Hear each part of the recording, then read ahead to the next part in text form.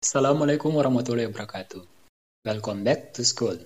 Selamat pagi untuk adik-adik semua yang selalu semangat belajar. Selamat datang kembali.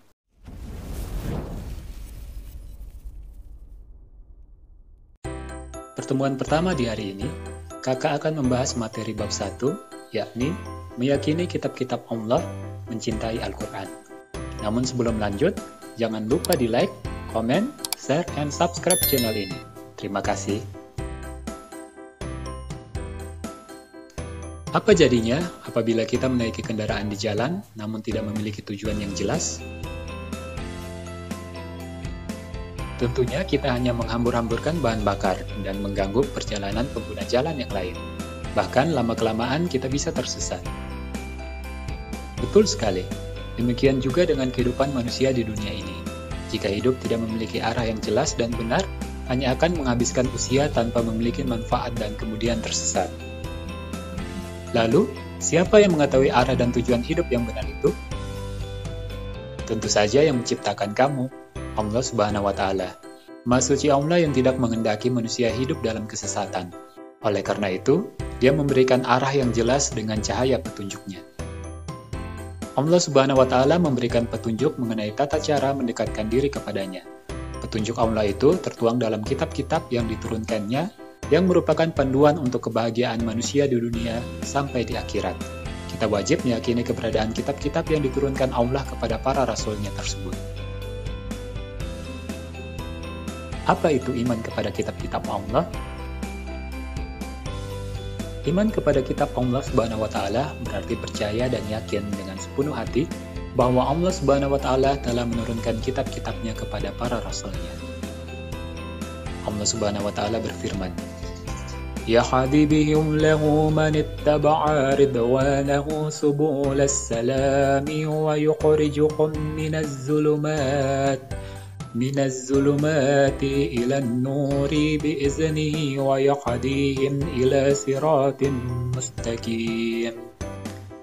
Yang artinya, dengan kitab itulah Allah memberi petunjuk kepada orang yang mengikuti keridhaannya di jalan keselamatan, dan dengan kitab itu pula Allah mengeluarkan orang itu dari gelap gulita kepada cahaya dengan izinnya dan menunjukkan ke jalan yang lurus. Quran Surat Al-Maidah, surat ke-5, ayat ke-16. Ada berapa kitab yang Allah turunkan kepada Rasulnya? Ada 4 kitab yang diturunkan Allah Subhanahu wa Ta'ala ke dunia ini. Keempat kitab yang wajib kita yakini adalah Taurat, Zabur, Injil, dan Al-Quran. Taurat diwahyukan kepada Nabi Musa alaihissalam pada abad ke-12 sebelum Masehi. Diperuntukkan sebagai pedoman dan petunjuk hidup bagi kaum Bani Israel saat itu. Bahasa yang digunakan dalam kitab Taurat adalah bahasa Ibrani.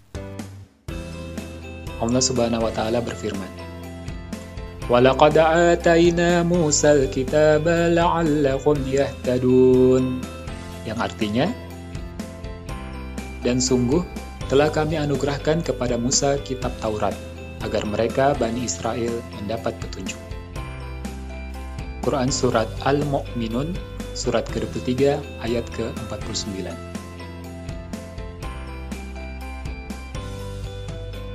Pokok-pokok ajaran kitab Taurat, yaitu perintah untuk mengesahkan Allah, larangan menyembah patung atau berhala, larangan menyebut nama Allah Subhanahu wa Ta'ala dengan sia-sia, perintah menyucikan hari Sabtu, perintah menghormati kedua orang tua, larangan membunuh sesama manusia, larangan berbuat zina, larangan mencuri, larangan menjadi saksi palsu, dan larangan mengambil hak orang lain. Zabur diwahyukan kepada Nabi Daud alaihissalam pada abad ke-10 sebelum Masehi.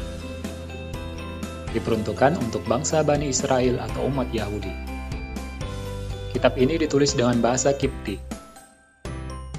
Allah Subhanahu wa Ta'ala berfirman, وَرَبُّكَ أَعْلَمُ بِمَنْ فِي السَّمَاوَاتِ وَالْأَرْضِ وَلَقَدْ فَضَلْنَا بَعْضَ النَّبِيِّينَ عَلَى بَعْضٍ وَآتَيْنَا دَاوُودَ زَبُورًا. Yang artinya, dan Tuhanmu lebih mengetahui siapa yang di langit dan di bumi. Dan sungguh kami telah memberikan kelebihan kepada sebagian nabi-nabi atas sebagian yang lain, dan kami berikan Zabur kepada Daud. Quran Surat Al-Isra, surat ke-17, ayat ke-55. Pokok-pokok ajaran kitab Zabur yaitu ajaran Tauhid, mengesahkan Allah Subhanahu wa Ta'ala. Kata-kata hikmah, nasihat-nasihat kebaikan. Injil diwahyukan kepada Nabi Isa alaihissalam pada permulaan abad 1 Masehi di daerah Yerusalem. Kitab ini ditulis dengan menggunakan bahasa Suryani. Kitab ini menjadi pedoman bagi kaum Nasrani. Allah Subhanahu wa Ta'ala berfirman, Qala inni abdullah atani al-kitaba wa ja'alani nabiyya. Yang artinya, dia, Isa berkata, sesungguhnya aku hamba Allah. Dia memberiku kitab Injil dan dia menjadikan aku seorang nabi. Quran Surat Maryam, surat ke-19 ayat ke-30. Pokok-pokok ajaran kitab Injil yaitu perintah untuk kembali mengesahkan Allah Subhanahu wa Ta'ala, membenarkan keberadaan kitab Taurat, menghapus beberapa hukum dalam kitab Taurat yang tidak lagi sesuai dengan perkembangan zaman, menjelaskan bahwa kelak akan datang kembali Rasul setelah Nabi Isa alaihissalam, yaitu Nabi Muhammad SAW. Al-Quran diwahyukan kepada Nabi Muhammad SAW pada abad ke-7 Masehi. Diturunkan Allah Subhanahu wa Ta'ala sebagai penyempurna dan membenarkan kitab-kitab sebelumnya. Diturunkan untuk seluruh umat manusia di dunia. Allah Subhanahu wa Ta'ala berfirman, Nazzala 'alaikal kitaba bil haqqi musaddiqan lima baina yadayhi wa anzalat Taurata wal Injil. Yang artinya, dia menurunkan kitab Al-Quran kepadamu Muhammad yang mengandung kebenaran, membenarkan kitab-kitab sebelumnya, dan menurunkan Taurat dan Injil. Quran Surat Ali Imran, surat ke-3, ayat ke-3.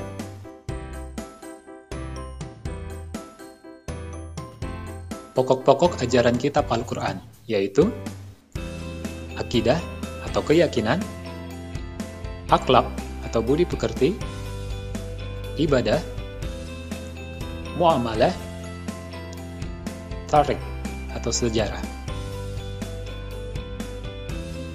Kitab Allah Subhanahu wa Ta'ala sebagai petunjuk bagi manusia. Kitab-kitab yang diturunkan Allah Subhanahu wa Ta'ala kepada manusia melalui para utusannya dimaksudkan agar dijadikan petunjuk bahwa keberadaan manusia di muka bumi karena manusia diciptakan oleh Allah Subhanahu wa Ta'ala, maka hanya kepadanya manusia menyembah. Allah Subhanahu wa Ta'ala memberikan pedoman yang berisi hal-hal baik yang harus dilakukan dan meninggalkan hal-hal buruk atau tercela. Pedoman dan aturan ini tidak dimaksudkan untuk mengekang manusia, namun sebaliknya agar kebahagiaan manusia di dunia ini menjadi sempurna. Al-Quran sebagai kitab suci umat Islam. Al-Quran merupakan kitab suci dari Allah Subhanahu wa Ta'ala yang terjamin kemurniannya. Maksudnya, sejak awal diturunkan sampai sekarang bacaan Al-Quran dan isinya tidak mengalami perubahan, baik penambahan maupun pengurangan. Al-Quran diturunkan secara bertahap, sedikit demi sedikit, dan berangsur-angsur dalam kurun waktu 22 tahun, 2 bulan, 22 hari, atau kurang lebih 23 tahun. Jumlah surat dalam Al-Quran sebanyak 114 surat. Ditinjau dari masa turunnya, surat yang diturunkan sebelum Rasulullah hijrah ke Madinah dinamakan surat Makkiyah, sedangkan surah yang diturunkan setelah hijrah ke Madinah disebut surah Madaniyah.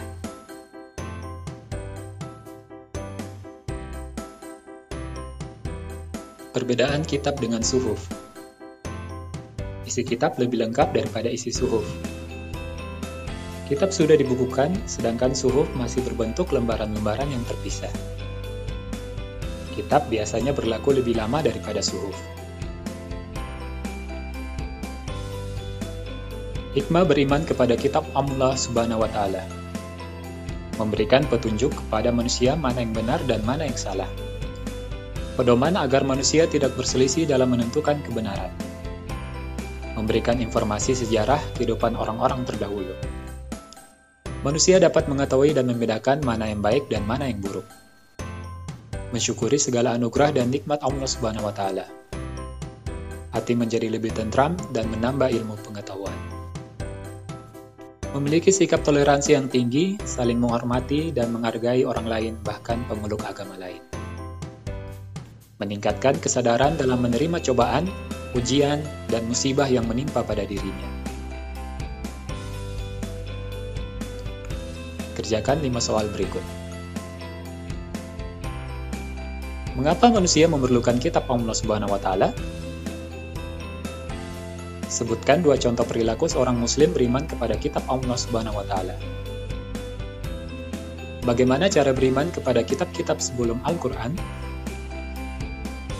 Jelaskan 5 hal pokok ajaran yang terkandung dalam Al-Quran, yakni akidah, akhlak, ibadah, muamalah, dan tarik. Siapa saja nabi yang menerima suhuf dari Allah dan sebutkan jumlahnya. Sekian penjelasan yang bisa saya sampaikan, kurang dan lebihnya saya mohon maaf. Berpegang teguhlah kepada Al-Quran sebagai pedoman hidupmu di dunia dan di akhirat. Wassalamualaikum warahmatullahi wabarakatuh. Sampai jumpa lagi di pertemuan berikutnya.